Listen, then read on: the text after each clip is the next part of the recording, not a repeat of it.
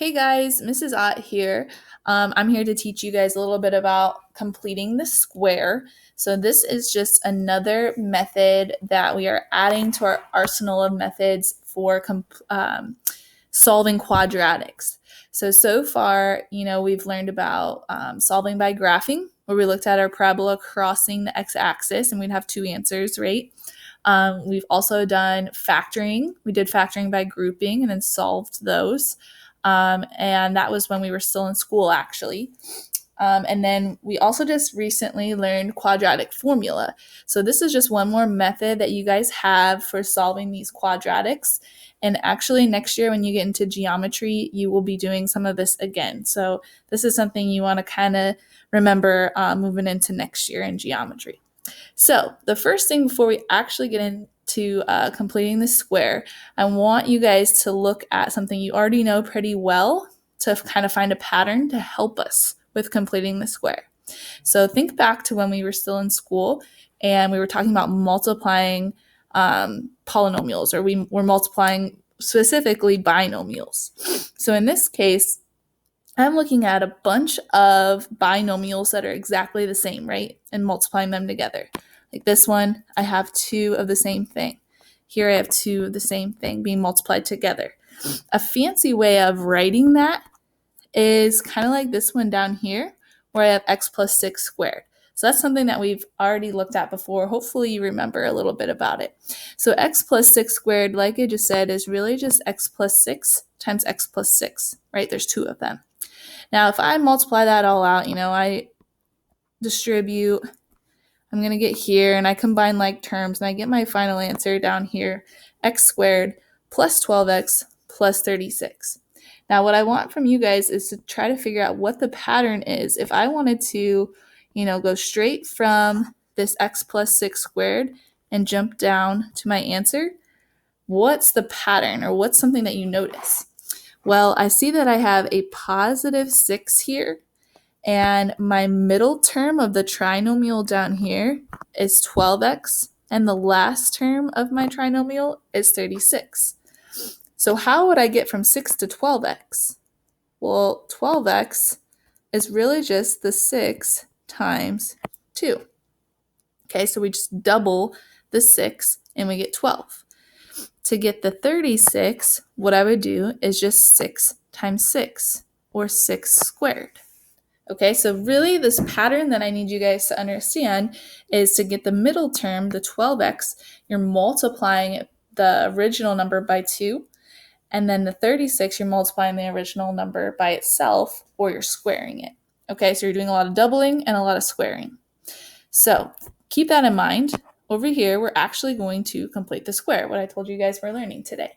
So if you look at this first one here, it says x squared plus 8x plus blank. I want to figure out what goes in that blank to, kind of complete my perfect square trinomial. I want to figure out what goes in this factored form down here to kind of help me out. I have this already written down in the green. I want to figure out, okay, what number would go in here so I can fill in that last blank. Well, in the last example, we talked about the doubling and the squaring. So I know that the number that goes in this blank in the purple down here is really just whatever that is times 2 to get me 8. Okay, so the number times 2 to get me 8 would have to be 4. Now I can figure out what goes in this last blank over here by taking this number and squaring it, right? So 4 doubled is 8, and 4 squared is 16. Now I have my perfect square trinomial, which is this whole line, x squared plus 8x plus 16. Okay, let's do one more just so you can really understand it. So over here, I already have that green part filled out just to kind of help you. Remember, we're doing the doubling and we're doing the squaring. So some number doubled gives me negative 10. What number doubled gives me negative 10? Well, that's negative 5. Okay, then that negative 5 squared goes in the last blank, 25. Okay, so this part really is just the first example we did together, just kind of backwards. We're working backwards from what we did at the beginning. Before we were multiplying, now we're kind of dividing it out. All right, so let's actually solve one of these equations here. So it says solve each equation by completing the square. So I'm going to just do this highlighted one here. We want to complete the square here, do the doubling and the squaring to be able to solve for k, find out what k equals. And if you remember when we did a lot of the graphing or when we did quadratic formula or any of those things, we had two answers. So at the end of this, I'm looking for possibly having two answers, okay? So first of all, what I'm going to do is I'm just going to kind of rewrite this like that last example we did.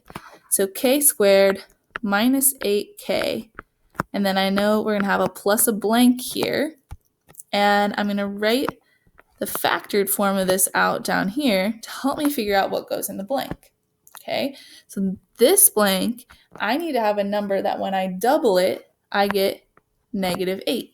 So the number doubled that gives me -8 is -4. Okay, and then remember the pattern is doubling and squaring, so that number squared, -4 squared, is 16. There's our completing the square part. Okay, now the rest of this, we're just going to be solving this equation. All right, now this is an equation, so I need to fill in the rest of this. It needs to be equal to 9. Now notice how this line is almost exactly the same as this one. It's just now we have this plus 16 in there. So since I added 16 to the left side, I also need to add the 16 to the right side. Okay, a lot of times people forget that. Whenever you do to one side, you have to do to the other. All right, so really, if I factor the k squared minus 8k plus 16, I get this k minus 4 squared, right? And then on the other side, when I do 9 plus 16, I get 25. All right, now here comes the solving part. This part hopefully is the easier part. I have a squared that I need to get rid of, so I'm going to do the square root of both sides. Now this is where my two answers come into play. I have k minus 4 equals, now the square root of 25 is either 5 or it could be -5. Okay, reason being is because 5 squared is 25, but -5 squared is also 25. So you got to cover your bases. You got to make sure you get both. All right, so if I just look at the left side here, I add 4. I'm going to get 9. So k could be 9. Or if I add 4 on this one, -5 plus 4, I would get -1. So there's my two answers. So just make sure that you are doing both the positive and the -5, because if you don't, you're not going to get both of those answers. And you could always go to Desmos and, graph our original up here and check your answers. So you should get 9 and -1 on your graph. That's a good way to check. Okay, so that's solving by completing the square. I want to do one more that's maybe a little bit more difficult, just to make sure you got it. All right, so over here, it's the same same setup. It says solve each equation by completing the square. Again, same problem, just different numbers here. Now, one thing I notice is we have a -2 over here, whereas like on this one when we started, we have the 9 on the right side. So in everything else that we've done, we've had this equal to 0, but when you complete the square, you want that number on the other side. So you don't want the 0 on the right side. You want to move the -2 over first. So I'm going to add 2 over first, and then I'm going to set up exactly like what we've been doing. Okay, I know the number that goes in this blank is going to be the number squared. Okay, I got to figure out what that number is first. That's going to go in that blank that I just made. Okay, and now on the right side, I have a 2, and I know whatever goes into this blank right here is going to have to also go here. Whatever you do to one side has to go on the other. Okay, so let's go ahead and start filling in some of these blanks. I know I need a number that when I double it, I get 6. That's going to go here. So the number doubled that gives me 6 is 3. When I square it, it goes in this blank. So 3 squared is 9. Whatever you do to one side, you have to do it to the other side. So when I clean up that right side, 2 plus 9, I get 11. Okay? That's my completing the square part. Everything we just did, that's your completing the square. The rest of this, we're just solving. So to get rid of the squared, I do the square root. So I have j plus 3 left on the left side. Now I can't do the square root of 11. I mean, I can. I'm going to get a decimal, but we don't like to write decimal. So I'm going to leave this as square root of 11. But just like the last one, how you could get a positive and a negative, you can also have a positive or a negative square root of 11. It's kind of like some of your answers when you do quadratic formula. So I'm going to leave that like that.